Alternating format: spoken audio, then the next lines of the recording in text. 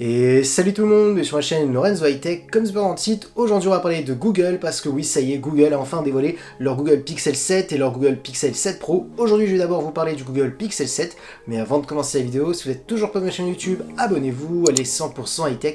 N'oubliez pas d'activer la petite cloche de notification pour être notifié lorsque je publie une vidéo, et aussi à ma page Instagram Lorenzo High Tech, je me souviens des informations, des promotions, tout ça en story, et maintenant c'est parti. Du coup on va commencer par la face avant. Alors en termes de design, franchement il n'y a rien à dire, il est très joli, on retrouve un écran qui est très bord à bord, borderless, un peu comme l'ancien Google Pixel 6.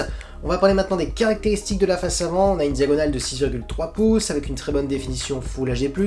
La technologie d'écran, on est sur de l'OLED accompagné d'un taux de rafraîchissement de 90 Hz.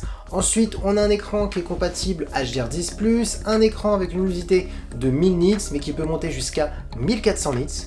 On a ensuite une caméra frontale de 10,8 mégapixels. Concernant la sécurité, on a un capteur d'empreinte qui est sous l'écran, et concernant la résistance de l'écran, on est sur du Gorilla Glass Victus. Du coup, tout de suite, ce que je peux vous dire concernant cette face avant, c'est qu'il n'y a pas de gros changements comparé au Google Pixel 6 de l'année dernière, mais ça restera toujours un très bon écran pour faire du gaming, pour faire des recherches sur internet. Lorsque vous scrollez sur des pages web, grâce aux 90 Hz, ça sera plutôt fluide, et surtout, il faut quand même pas oublier, on est sur un smartphone de Google, donc du coup, c'est tout à fait normal qu'on a une très bonne ergonomie. Maintenant, parlant de la partie photo, j'ai envie de vous dire que là aussi, il n'y a pas de gros changements. On retrouve toujours un capteur de 50 mégapixels, accompagné d'un ultra grand angle de 12 mégapixels pour faire des photos à plan large. Alors là, Google a expliqué que cette année, la grande nouveauté, c'était vraiment au niveau du software et pas au niveau du hardware. Ils ont retravaillé l'algorithme photo, donc pour améliorer les photos de jour comme de nuit, pour avoir plus de détails. Donc voilà, ils nous ont fait comprendre que c'était vraiment la grosse nouveauté, et surtout, vu que maintenant on a la nouvelle puce Tensor 2, qui est une puce qui est vraiment travaillée pour la photo, donc du coup, vu qu'on a une puce plus intelligente qui va calculer encore plus rapidement les traitements d'images, donc du coup on aura une meilleure qualité. Donc voilà, c'est vraiment ça la grande nouveauté cette année sur ce Google Pixel 7. Et concernant la vidéo, on peut toujours filmer en 4K avec une stabilisation optique et électronique. Maintenant, parlons de performance. Alors vous avez 8 Go de RAM accompagné de leur toute nouvelle puce de Google, la puce Tensor 2 qui succède la puce Tensor 1.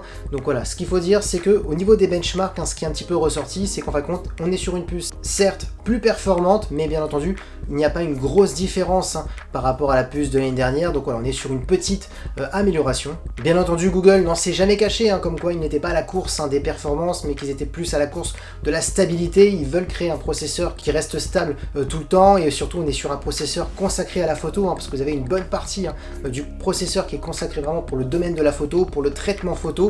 Donc voilà, on est vraiment sur un processeur un petit peu à part. Bien entendu, il n'en reste en rien que ça reste un très bon processeur pour faire des tâches gourmandes ou du gaming.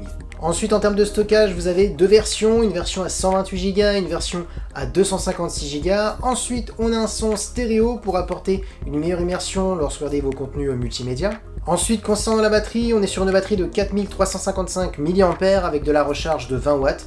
Google a annoncé en 30 minutes que vous pouvez gagner 50% de batterie, donc c'est quand même plutôt intéressant parce qu'on est seulement sur du 20 watts. Et pour terminer, en termes de connectivité, on a de la Wi-Fi 6, du Bluetooth 5 et du type C pour le recharger.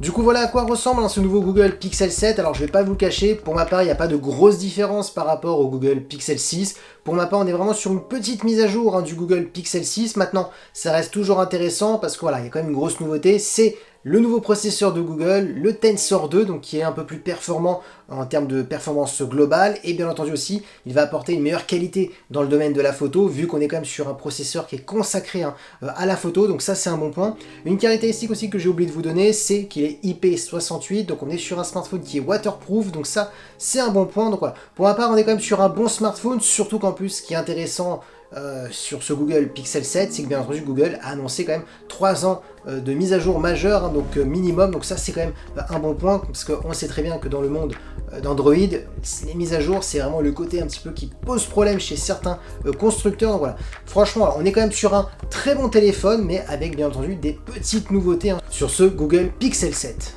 Et voilà, la vidéo est terminée sur ce Google Pixel 7, j'espère que la vidéo vous a plu. Si c'est le cas, n'oubliez pas le petit pouce like, de vous abonner sur cette chaîne YouTube et d'activer la petite cloche de notification pour être notifié lorsque je publie une vidéo.